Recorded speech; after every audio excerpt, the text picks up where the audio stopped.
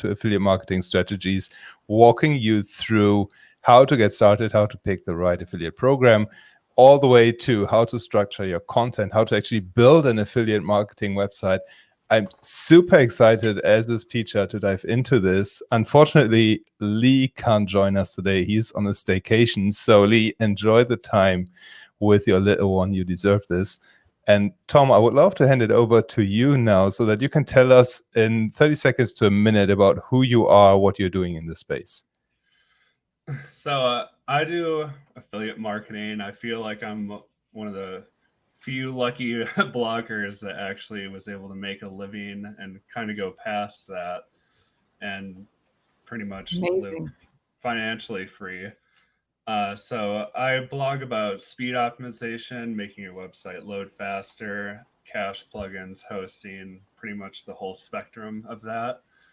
But I also dab a little bit into keyword research and SEO and some affiliate marketing tutorials. That is super exciting. I can't wait to dive into that. But before, let's briefly introduce ourselves. Peter, do you want to start? Yes, I am Peter Neri, a UX and design expert and Cloudways, a maverick at Cloudways, where I also lead UX projects. And now also I have a conference coming up very soon called designforconversions.com. Please check it out.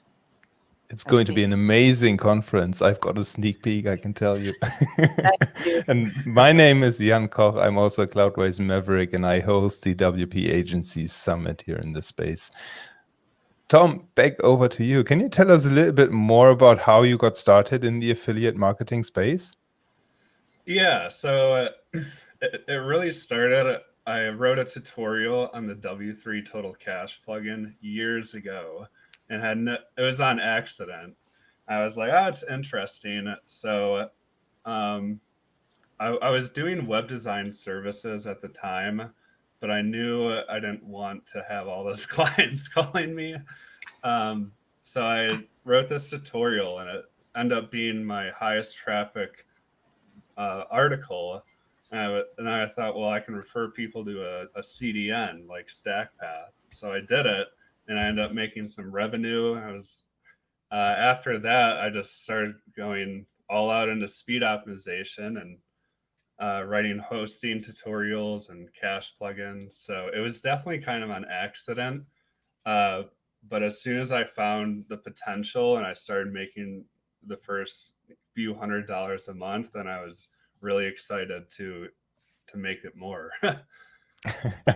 It sounds so simple. Like you're just saying, I got into this by accident, and if I made the first few $100, most people don't even get there with affiliate marketing.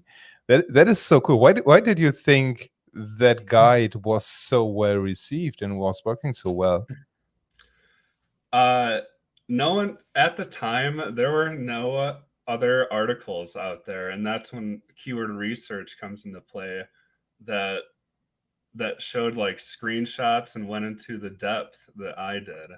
And since then, I really tried to nail down going in depth, showing people just the practical stuff with no broad advice, just like actual things they can do, and just make my content really concise and helpful. And that's the main thing I've been focusing on. So can I ask you, Tom, when was that? When did you get started? Oh, that was like 5 years ago. You say it.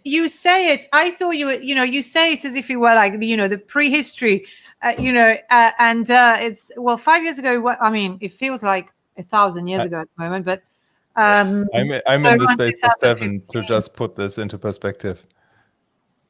Yeah, exactly. So, okay, 5 years ago. So not 2005, rather around 2015.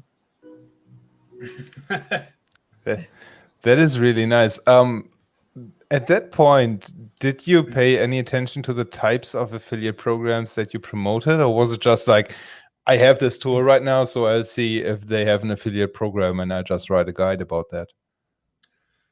I already recommended companies that had an affiliate program, but it really didn't click to me that I could be making money off these referrals. So, there's only a select few big CDN providers. So, I did a little research, found out what kind of commissions they pay, and which one was well received by the community, and signed up for that one. Just added an affiliate link. Nice. If you were to start the blog today, we briefly chatted off camera about the domain name. If you were to start over, how important would be selecting an affiliate program today, and how do you go about finding the most attractive ones? So that's the question. It really depends on what industry you're focusing on and who your viewers are.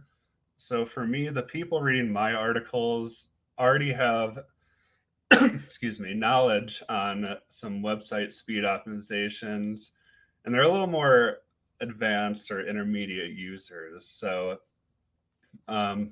they just want fast. And if that's honestly why I promoted Cloudways, is because when you're at that level, my level of readers are willing to do that.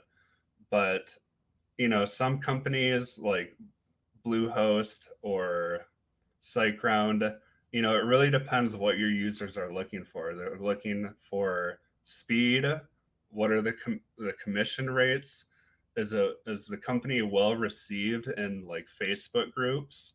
And that's one of the things I do a lot, is look at the Facebook polls, and I dig through those conversations to make sure I'm recommending the best provider. But between that and who your customers are and what they're most likely to use and want, that's really what I look at.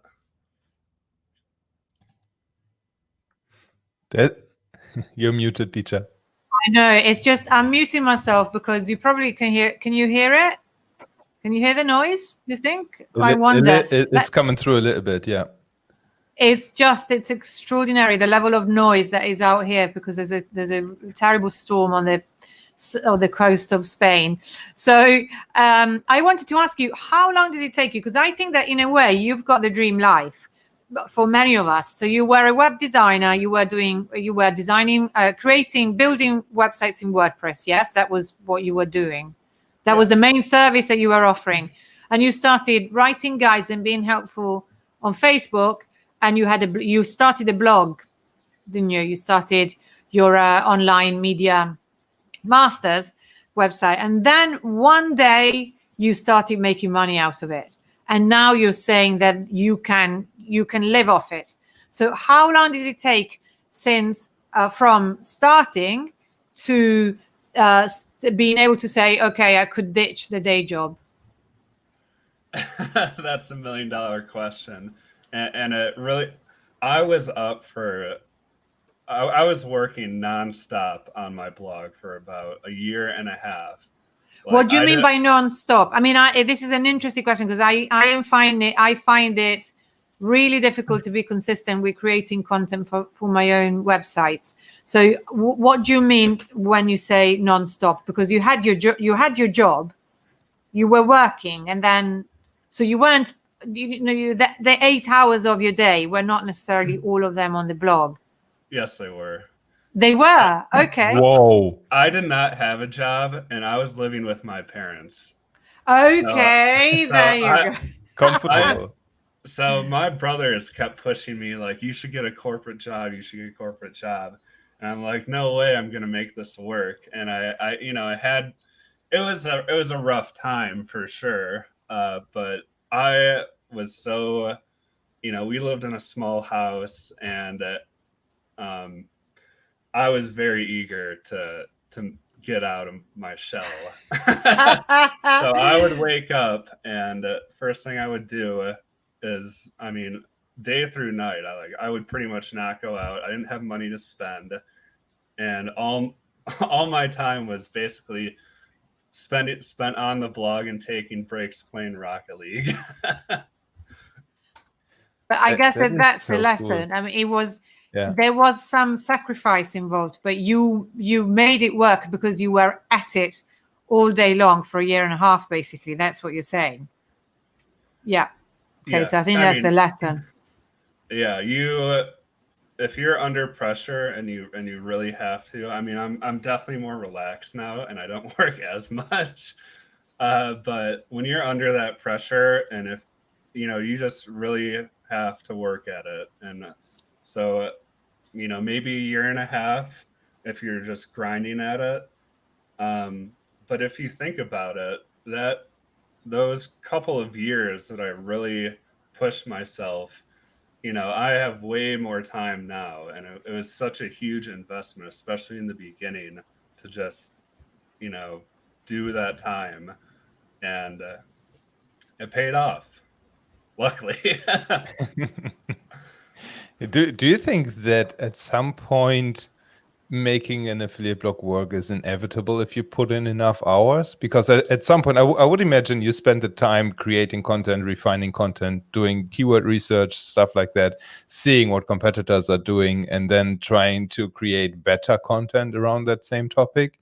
At some point, I think there is this threshold of content that you reach where the site just has to rank eventually.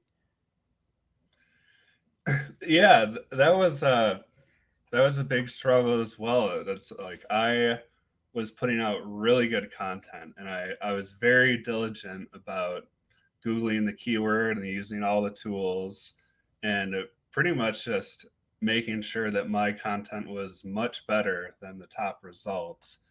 And I didn't get traffic for a long time, and I was in a stagnant, you know, a flat line. But that research and the content is super important. So do you actually, because it sounds as if SEO was a huge part of the way you got started. So do you sell your SEO services, or is it now your main activity is just the content, and you make a living out of affiliations, out of affiliate marketing? So I partnered with the Cole in California to provide those services, and he does web design and some speed and SEO. I personally do not do any services. All my time is spent on writing content, because at the end of the day, I can reach more people and help way more people if I invest my time in that rather than providing services. So I have nothing to sell, really. That's great, though. It must be more relaxing for sure than building websites and having to deal with clients all day long. Yeah.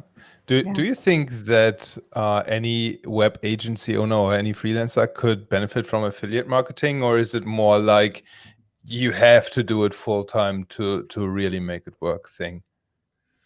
So a lot of most affiliates are on a per sale basis. The more sales you make, the higher the payouts. But you can definitely get started. I mean, there's no reason if you're a web design agency, I mean, you're recommending hosting to people anyway, at least I was, and you can easily sign up and sorry, that's my cat playing in the background. Yes, we got it. So you can sign up and refer, even through email or text link or whatever. I mean, there's no reason if you're referring people to this company anyway and they have an affiliate program, there's no reason you shouldn't sign up and at least make some money off of it. That's a good point. Yeah. Do you have any preferred platforms for affiliate programs? Like there's ClickBank, Share a Sale, then the unique programs that some vendors run. How do I make sure that I find one that's worth promoting? Worth promoting. I personally like Share a Sale. I haven't really gotten too involved in ClickBank, but I know a lot of people who have. But I personally really like ShareSale. But you can't just look at those programs. I mean, a lot of companies aren't part of those programs. So you have to do a little bit of research and see if they have individual programs on their website and find out, just know your options. But I do like ShareSale a lot. It's very easy to track everything.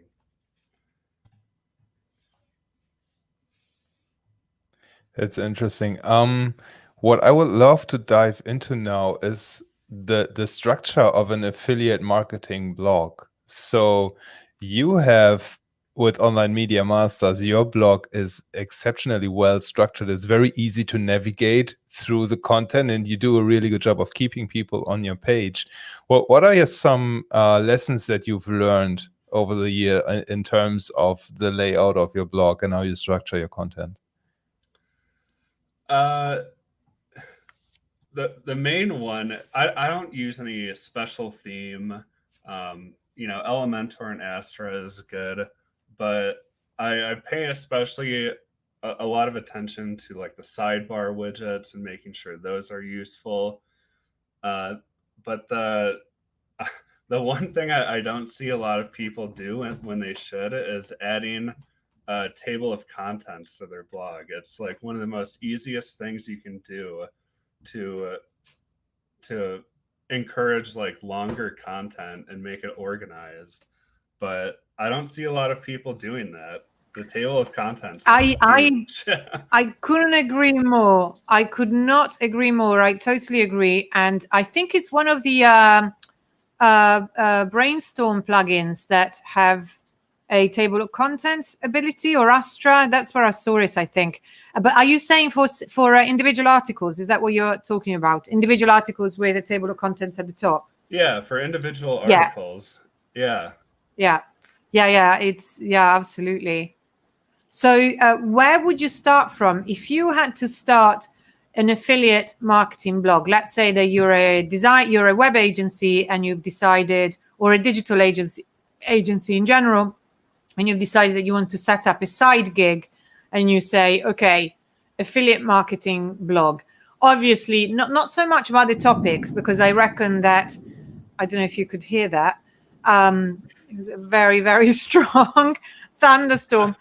I can tell you, I'm very glad my roof was recently repaired. So yes, I was about to say, obviously, the topics would be something that you know about, like you were saying, talk about like what you do. So you were an expert in everything related to the web, so that's what you talk about. But apart from that, where would you start if you were to start from scratch right now? What would you do? I would probably just get an Astra starter site, and they have different themes where you can install, with Elementor, Beaver Builder. Yeah. A lot of you are probably familiar with Astra, but yeah, I have it on various sites. Yeah. Yeah, Start a Astra site. I mean, you don't need a special affiliate marketing blog. Every theme has a blog, pretty much. So, I mean, all you need to do is get the theme, pick a domain name, and the main thing is to choose what you're promoting and how you're going to promote it. I mean, that's the main thing to affiliate marketing. There's a lot of like how to start a blog YouTubers out there recommending Bluehost, which is fine, but I don't want to be one. No. We assume that the Cloudways audience is not going to start a blog on Bluehost. We assume that. But more in terms of, so would you say that, would you just start creating content around those topics? Would you start with generating traffic? Because I think that's the daunting thing. If you start a new website from scratch today, you just go, oh my God, it's going to get lost. There are billions of websites out there. Nobody's ever going to find mine. Yeah, separating yourself is definitely the biggest thing. So, I mean, do your keyword research and look at who you're competing with. And a lot of the mistakes that new affiliates make is writing these broad reviews on like SiteGround or Cloudways, and they just write like comparisons. And there's so many of those blogs out there that no one wants to read them anymore, really.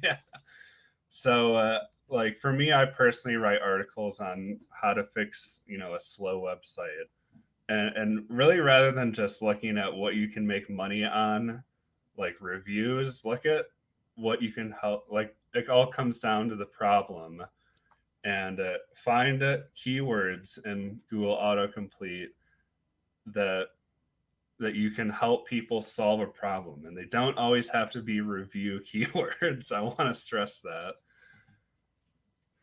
That's Right. a really important lesson, or an interesting thing is I've seen so many SEO experts talk about the autocomplete feature from Google, and it's the same really when you're talking about YouTube SEO. Everybody says just look at the autocomplete and write about that.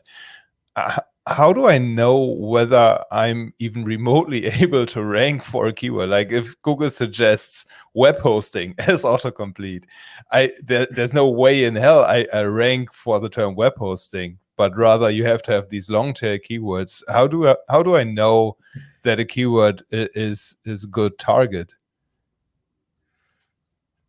Long tail keywords, yeah, you need to have specific phrases. There's tools that measure the competition. I think Keywords Everywhere. I mean, there's tons of tools out there, Ahrefs. But if you're just starting your blog, you always want to try and target those really long tail specific phrases. The vidIQ extension is awesome for YouTube. If you're creating YouTube videos, it measures like engagement signals and basically gives a keyword an overall score on competition. But you really want to Google that keyword, and rather than just looking at a number on the competition in these tools, go and research who's in the top results and look at to see, is their content good? What are they not covering? Is it an authority domain name? So there's a lot of like signals, but the best keywords are really higher traffic keywords with weak content in the top results. So it's Sorry, all about can putting in you- the work, really. Can you say that again? Because I have one confession to make. I am the worst at keyword research. I cannot tell you how many times I've tried to educate myself and then failed. I don't know. It's as if it were, I don't know. There is something about it that makes me break out in hives, and I just can't do it because I just can't. To me, the mental gymnastics of finding something that fits what I want to talk about, but at the same time makes sense to use, because obviously you can't, as we were saying, it's got to be a long tail keyword, blah, blah, blah. So what did you just say exactly? A keyword with high traffic, but with weak content. Is that what you said? In the top results, I mean. So I have no idea what that means. So weak content in weak content in the sense that you write better content than them, so weak in terms of quality. Weak in terms of quality, weak in terms of how many links it has. You can do research with the tools, but yeah, mainly if the content is just not good, and you can write better content, then theoretically you should be able to outrank them.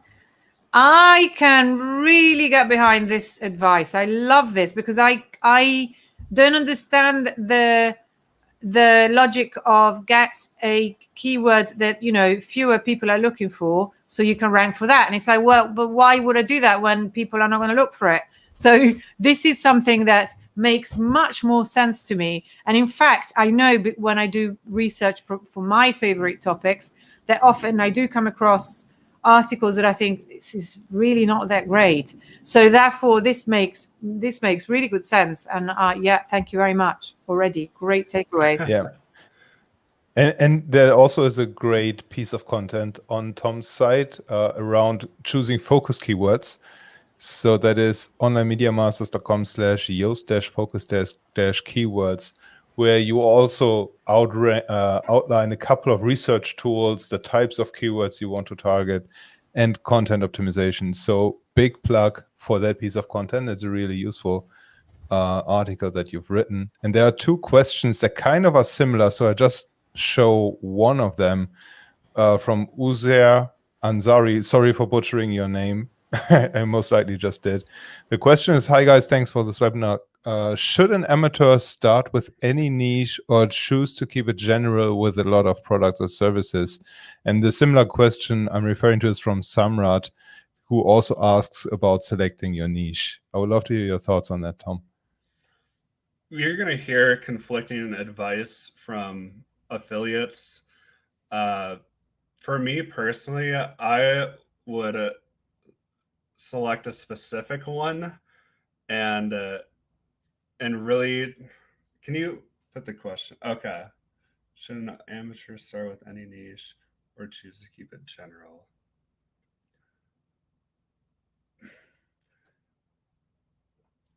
That's a tough question. If you have something you're, really passionate about,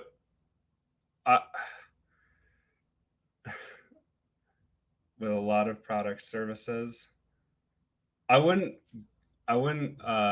promote too much. I would kind of keep focus on one specific thing and try to at least do only a couple of products and services first, because if you start promoting too many, you're really going to broaden.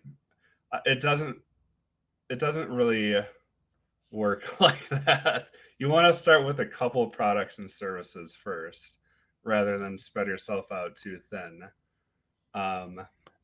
I could see that having too many different products also makes it hard to keep people on the page, because your content is spread around so many different topics that if you talk about like kitchen knives, for example, and then you have stuff around web hosting on the other hand, they're just not related. So it's hard to build this internal linking structure.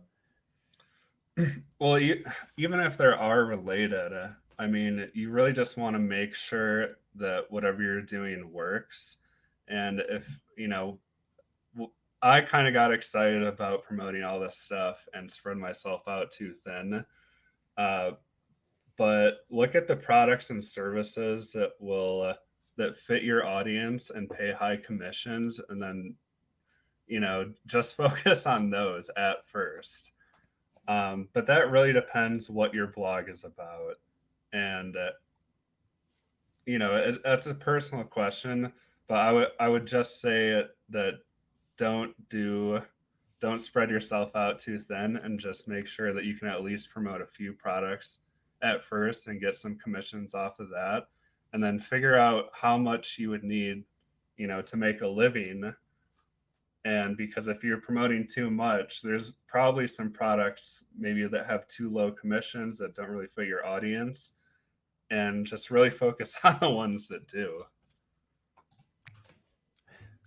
That's really nice. So before we go with the next question, I would love to hear what you think about the Amazon Associates program, because that is like one I hear all the time, but they pay 2%, 3%, something like that. So I chose kind of to never join that program, because that was honestly, it's funny you mentioned that, because in the beginning, one of my developers kept saying, "Oh, you're in the US, you should promote the Amazon affiliate program." And we all know now they cut their commission rates.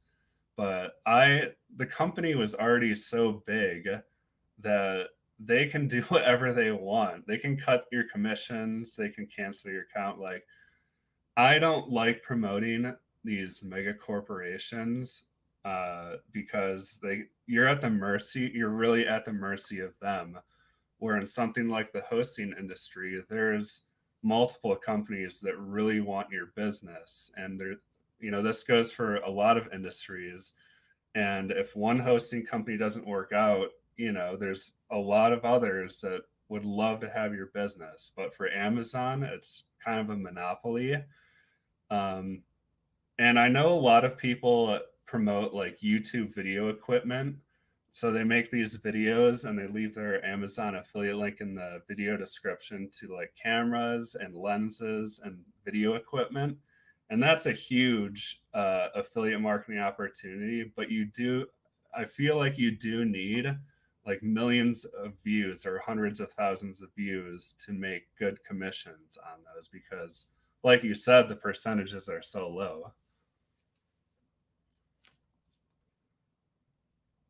On this topic, so I always have to remember to unmute myself.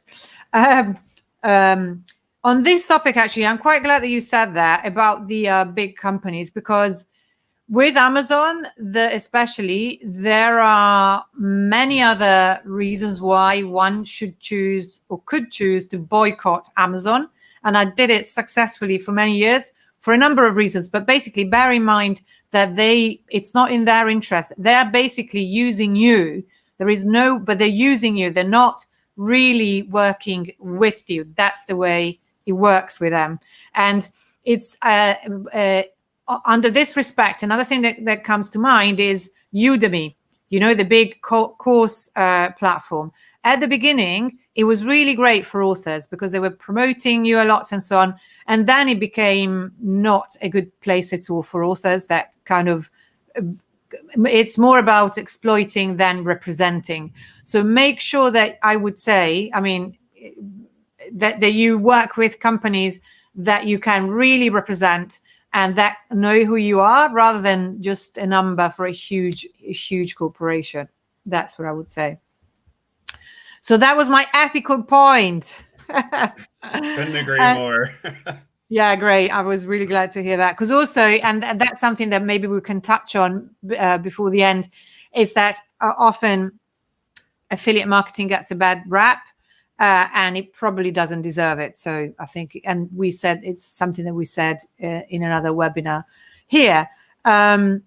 But before we move on, another thing that I really want to ask you about, because SEO has always been my sort of the bane of my existence. So with on-page SEO, how does one go beyond keywords usage? So there's much more to it than that, isn't there? How do you optimize a page for SEO beyond just choosing which keywords to use, which to me is already hard enough, but then it's not even the only thing anyway.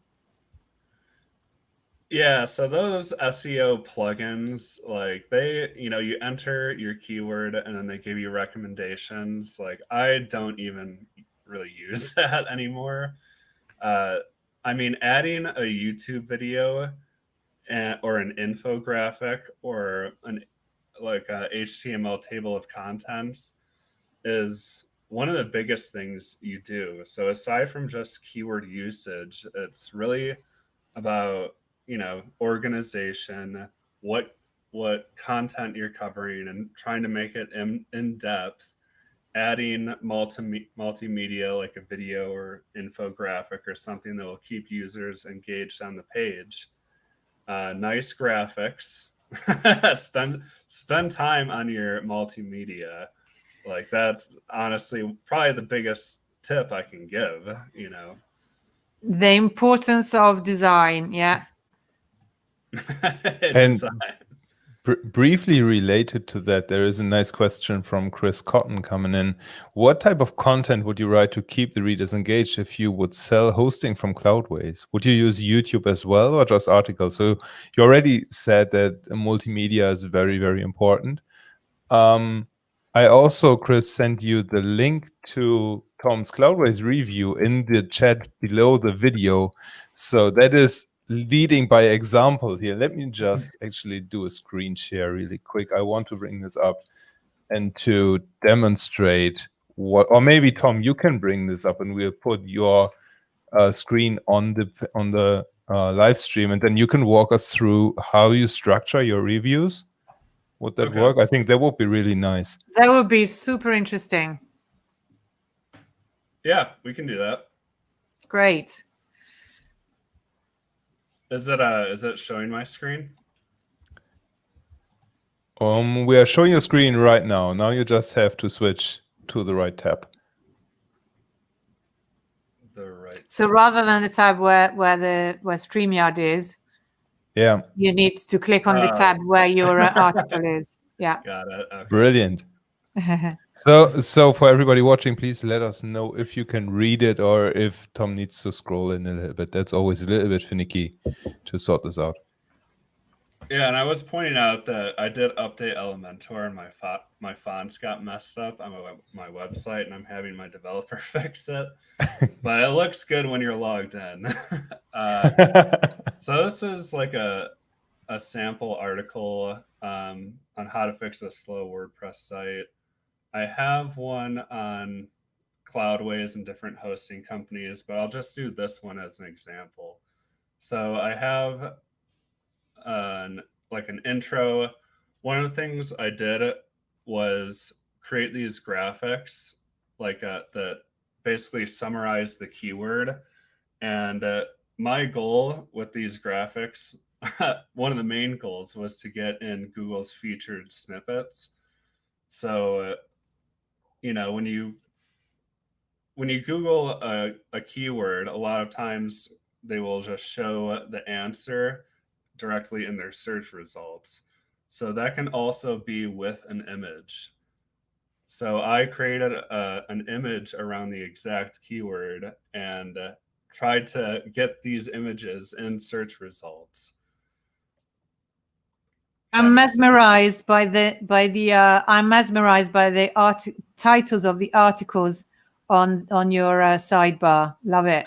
Why I left SiteGround. It just seems like it's like the history of hosting, my history of hosting. Why I left SiteGround. Bluehost only promoted by affiliates. GoDaddy. Do I really need to write this? EID. Avoid these 80+ hosting companies. Love it. Love it. Love it. Love it. Yeah. I mean, there's something to be said about that. Like a lot of these affiliates only write all the pros about the hosting companies, but at the end of the day, a lot of people come to my blog to get real advice, and I'm not going to recommend some bad hosting company. Absolutely. So that's really, that is testament to your, exactly, good stuff, Tom, you the man, because it's testament to your honesty. Really, it's so refreshing and great to see that, because what I remember, I mean, I'm a designer, so anything that I've learned, it's been learned, grafting, the hard way, like sort of slogging on the web before I met all my wonderful WordPress friends. And now I don't have to lift a finger anymore because there's always someone else who knows much better that can help me with it. But it was what I would do. And then it takes a while before you wade through and you start understanding and you start going to WordPress meetups and people say, no, not Bluehost, because as you start, you don't know. So it's so great that there's honest. So these guys, for anyone who thinks that affiliate marketing is not, is a bit icky or not ethical, this is ethical affiliate marketing, which is what we were saying with Dunstan the other time in the other affiliate marketing webinar that we did prior to this, which is exactly what he was saying. He was our previous guest, Dunstan, was saying that he helps out, that his type of affiliate marketing, much like Tom's, exactly the same, is that you really are helping out people because you are recommending a product that you can 100% stand behind, and therefore it's completely, not only is it ethical, it is actually actively very, very helpful. 100%. I mean, there's so many websites that just write all the good things about a company. But if you don't, like, one of the things I know a lot of people look for it when at least looking for hosting reviews are the pros and cons, or like the negative things. I always look at the negative things first just to make sure that the person writing the article isn't just a one-sided person trying to get a commission off the sale. So you really got, if there's something bad about the company, you write it, you got to stay honest for sure. Yeah. Couldn't agree more, Tom. There is another nice question coming in from Samrat again. That's a little bit tailoring back to the earlier days of your affiliate marketing career, but I think it ties in nicely into the content creation part that we are talking about. Do you focus on content creation, or also did you spend time on content distribution? How do you balance the two? Different. Some affiliates are different, but I would say 95% of my time was on content creation. I was so bad at email marketing or posting on social media. So most of my traffic is from Google, and I found that was really working for me. And I wouldn't recommend it to everyone, but I really just focus on content creation. Now, now I know links are important, and I have someone to help me with outreach and stuff, but content creation, you got to spend most of your time on that. And if it's amazing content, people they should come to it. But I wouldn't just neglect content distribution. If you have Facebook groups or building an email list, like, you should do that. I got very lucky because I really wasn't good at that, and just did the content creation. But spend your time on until you can look at the content and say, yeah, this is like an awesome article. I spent days on this article and I'm really satisfied with it. It's better than the top results in Google. And once you come to that point, then you can spend some time on content distribution. But you need to get to that first point, because most people don't. That is so true. And that is something that I've seen recently when I wrote my first guest article for Conversion XL. They have this guideline for guest authors that you need to submit at least 3,000 words for your article. So I wanted to be really on the safe side, because I knew they were going to edit and cut out a lot of content from what I was writing. I submitted 6,000 words for my article, and they cut it down to 3.5 or something like that. So I could definitely see how spending days on a piece of content is worth the effort, because in the end, that produces the skyscraper content, if you will, that stands out about all the other pieces in the Google search results. My MA thesis was 10,000 words. You wrote an article. I'm actually following Mike Killen's 5-figure funnels strategy, and one part of his strategy is to write a 10,000 word blog post outlining what you do, what you're going to sell. So I'm working on that right now, but 10K by far is the biggest piece of content I've ever created. But I think that that's the point that that you're making, Tom, and that Mike Killen makes, and that Dave Foy makes, and that Kim Doyle makes, is that rather than churning out content all the time, make sure that you churn out good quality content. That's the main thing, and that's what we're hearing from you today. So it's completely confirmed. For sure. Yeah. Can I address the question before about what they would do to promote Cloudways? Of course, yeah. Let me bring back your screen real quick so we can talk through the Cloudways review. I interrupted you when you were showing the structure, and it completely hijacked the conversation. So apologies for that. Oh, you're good. So I have my Cloudways review, but I think there's also a lot of potential with YouTube. One of the main reasons I wasn't doing YouTube was because the company I was promoting at the time didn't have a coupon code, and those coupon codes are really key for YouTube, because you can say, if you have a coupon code that's attached to your affiliate account, you can just verbally say your coupon code like sign up for Cloudways with my coupon code, blah, blah, blah. And if they use, like, they don't even have to click an affiliate link. You will get commission if they use that coupon, which they will because it saves them money. So that is a huge incentive. That's one of the biggest incentives for me to get all this video equipment stuff, is because now that I have a coupon code, I can share it on YouTube, and people don't even have to click your affiliate link, which will definitely increase your sales. You'll see like Tyler Moore do this on his how to make a website videos. So he has like Adam Pricer also does this a lot. Yeah, for sure. So those coupon codes are huge. But otherwise, I have my Cloudways review. I was with SiteGround at the time, and I showed people like I'm an affiliate disclaimer, and it's basically my story of, what I was paying on SiteGround and what happened when I moved to Cloudways. So I have like a graph here that's in the Google Search Console that shows the load time difference and how much I was paying with them. I show my GT metrics report, and I really try to give like proof of this stuff, because That's one fast website. Yeah, it doesn't always load this fast. This was on a good day. But it does load very fast. It's about speed optimization, so I would hope so. But I have, migration results where people migrated to Cloudways. So you can find these on Twitter and show people what happened when you moved from a certain host, and measure your migration results and post those, and look at other people.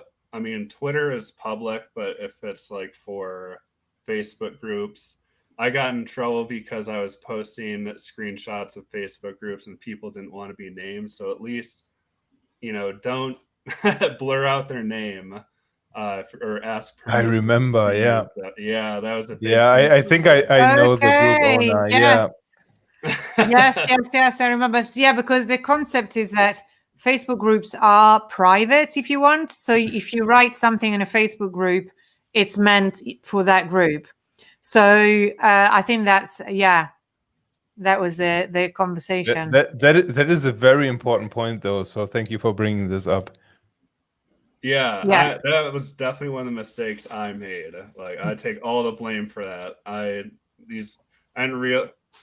was a dumb mistake. The groups are private, and I should have kept the conversations private, or at least blurred out their names. I still show some conversations, but at least blur out every new screenshot I put on here is a blurred name. Twitter is public, so I don't really have to do it with that. But you just have, be sensitive with people's privacy. So if it's any consolation, you're not the only one. It happened to me once, and I got quite something I've written in a Facebook group, in a private Facebook group, was screenshot and tweeted out, and that did not go down well. But you were not the only one. Yeah, I've had similar experiences too. Yeah, I think it happens at some point. I think, sorry to interrupt each other, the motivation why we do this stuff, why we try to create social proof, is because we want to get our point across, and because we want to provide as much and as comprehensive of information as we can. So at some point we just focus too much on providing the information and don't think enough about the source where we're pulling the information from. So the intentions were 100% genuine, and yeah. Oh God. So yeah, and so that's one. I learned my lesson. Honestly, I'm still. Which is what matters. Yeah. I had a lot of screenshots that didn't have that, but I mean, now every new screenshot I put, it's always a blur. So be respectful of people's privacy, but social proof is one of the main reasons I was able to increase conversion rates, at least, is because a lot of affiliates are so biased, and even like test results or whatever. But Yeah. if you can show other people who are not affiliates posting their migration results, that it's really powerful, you know. It is. And it ties nicely into Ankit's question, how to build trust of customers for more affiliate sales. Social proof is probably the best way. Then I would assume I see a lot of affiliates do YouTube videos and just walk people through what they are promoting, like how to use this platform, how to use that platform, and then pitch their affiliate codes. I think that is also a very good way in just educating your audience how to use a certain tool that you're promoting and showing how to benefit from that, really. Yeah, I mean, it really depends on like your keyword and whether people are coming there who are already familiar with the product and are interested, or people who are completely brand new and are looking for a recommendation. Yeah. So That's a great point. Yeah, that social proof is definitely powerful. Like people don't I feel like a lot of reviews spend so much time on showing people how to do stuff, but they don't really show why. I mean, they just verbally say why. Oh, it's so great. It's so great. Well, show people, like, get proof. Yeah, definitely. And you also mentioned that you use Facebook groups. I would love to learn a little bit more about how the Facebook groups tie into your marketing strategy. And I'll turn off your screen share so that we monitor the privacy here. Okay, sorry.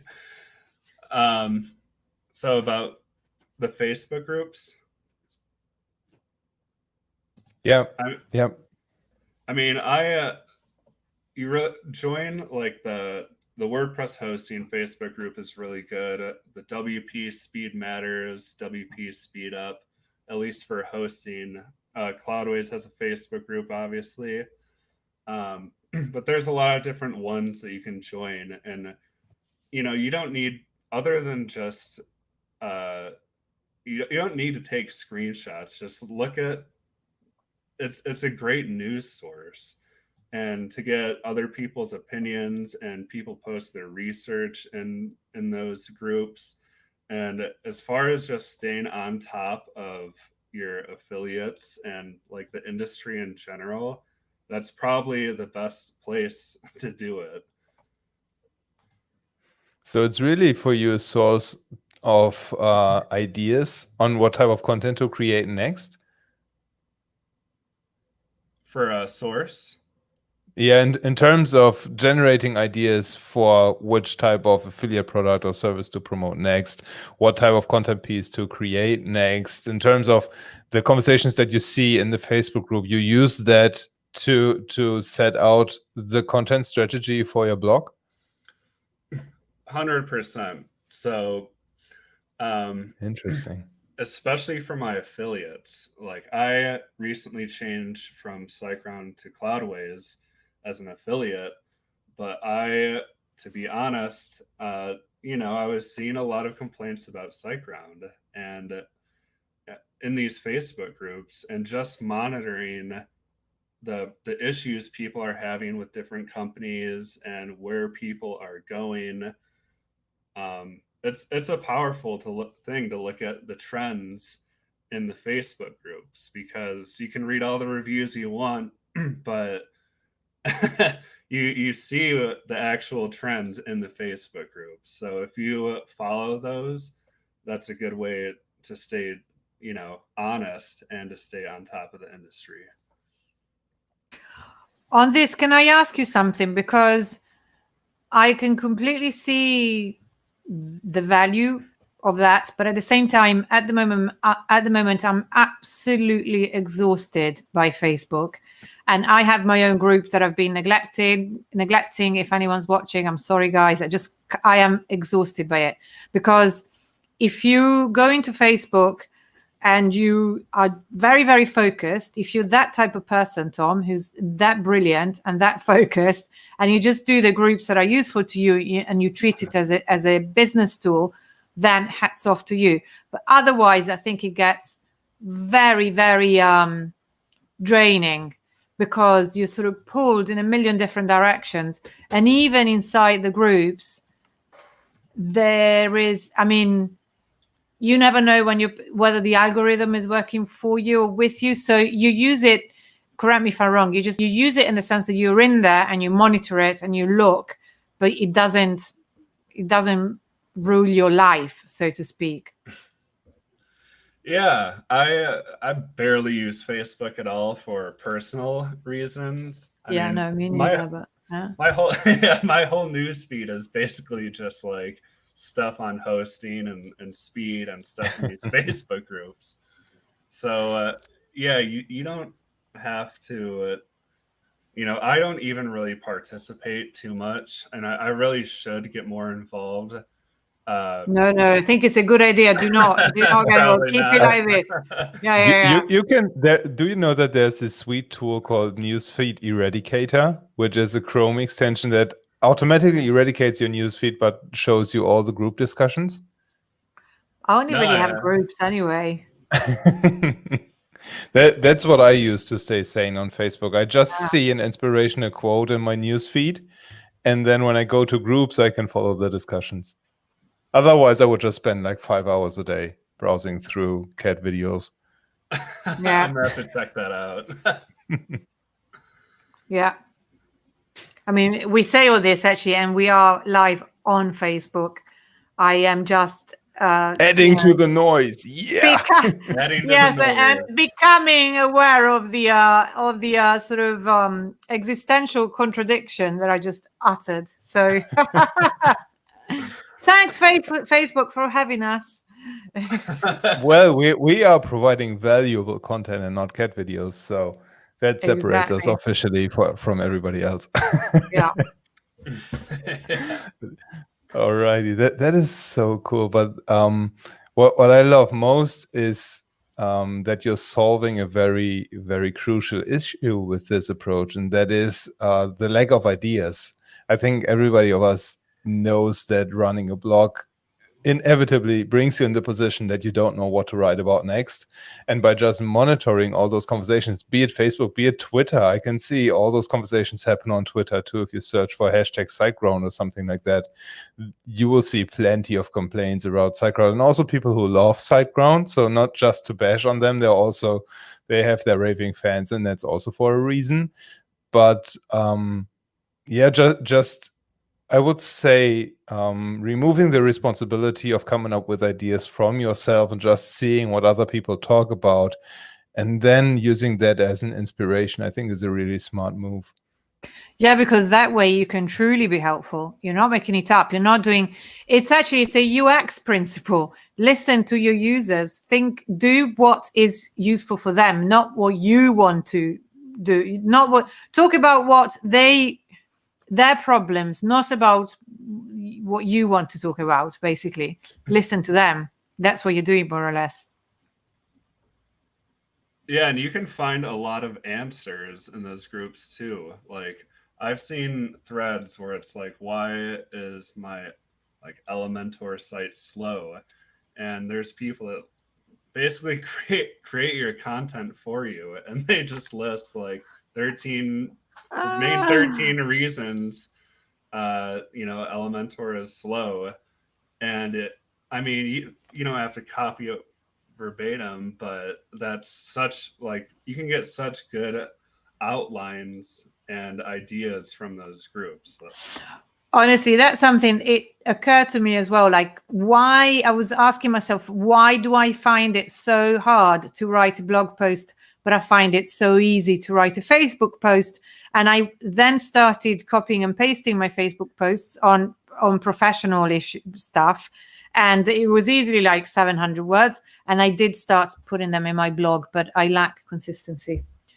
Anyway, yeah, very good point. Yeah, so definitely. Yeah. And I would love to continue this conversation with you, Tom, but we are coming into land, unfortunately. Yeah, we are. Big reference to our buddy Lee here. Lee. It's his favorite phrase. We're coming into land as we're closing this webinar. We are at the 1 hour mark already. And to recap, what we've learned is promote products that you personally can stand behind.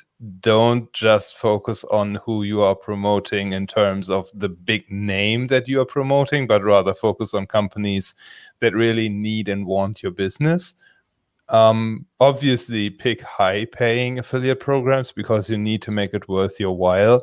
You cannot spend time creating content if you're getting paid $10 per sale or something like that. Use your research tools wisely. So whether that's vidIQ for YouTube, whether that's keywords everywhere, research tools are described on Tom's website when you search for the Yoast, I think it's keyword. What's the name for the article? You have this article on finding the right keyword on Yoast, and I've put it on the. Let me just bring up the banner. I think I still have it. Or rank math, or whatever. Or rank math, yeah. Whatever plugin you're using. I just did that to target a keyword, but whatever. Yeah, and that's the focus keyword. The focus keyword. That is what I was searching for. You have this really good article on choosing focus keywords, which I would highly recommend everybody to check out. And then spend time creating really, really, really high quality content that stands out against others. And only when you have that content ready, start promoting the heck out of this.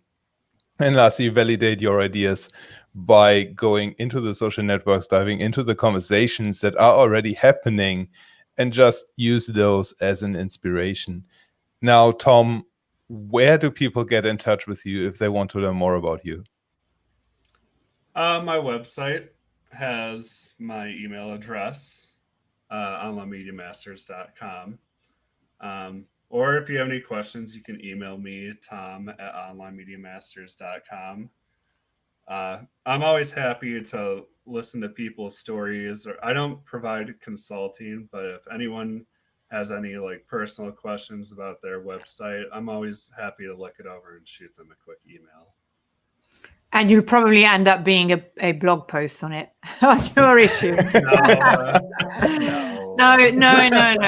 No, I didn't. I'm absolutely joking, because one thing I'd like to say is that it was so great to have you, Tom, because once again, we've got a great guest that shows how affiliate marketing done the right way, it isn't only ethical, it's actually, I would say, necessary, because it's such a helpful tool. And I think that I can't wait to dig into the SEO bits of your website, because I know I will learn so much.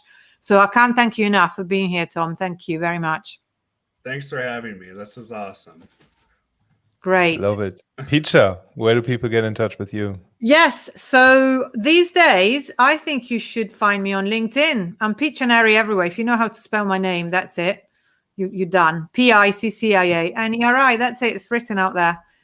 Yes. So look for me there. Love it. And for me, touch base in the WP Mastery Facebook group. And also you can find Peter and myself in the Cloudways user group. And Lee is obviously there too. So those are all the places you can connect with us. If you've caught the replay and made it to the end, let us know by typing the word replay into the comments. Thanks everybody for spending time with us. And all that's left to do is do the cheesy wave in the honor of